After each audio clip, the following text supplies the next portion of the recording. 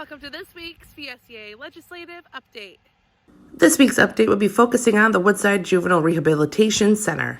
So Woodside occupies a really important element of the care that's provided to vulnerable young people in Vermont. The administration at this point has set out a proposal that has no clear plan whatsoever for how Vermont will care for its most vulnerable young people after this facility closes.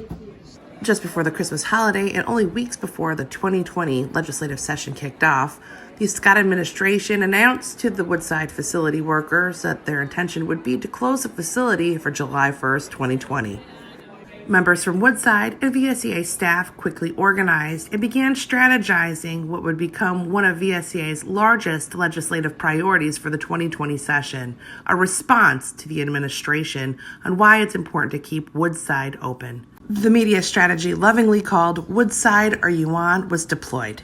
VSEA has worked with Woodside workers to get them in front of both Senate and House committees to testify on the importance of the facility, not just the importance of saving state jobs and preventing privatization, but really ultimately for providing stabilized care for some of Vermont's most vulnerable children. A program of last resort. Our members from Woodside have lovingly explained to legislators that they receive the juveniles that the other facilities throughout the community and state of Vermont are unable to handle.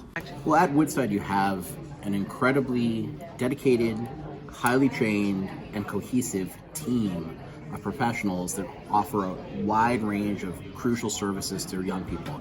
Educational services, health services, behavioral services.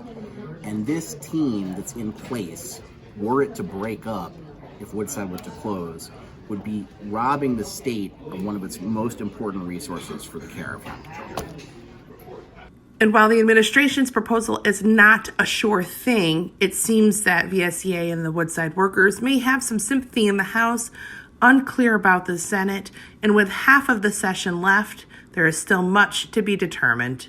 And thank you for joining us for this week's VSEA Legislative Update.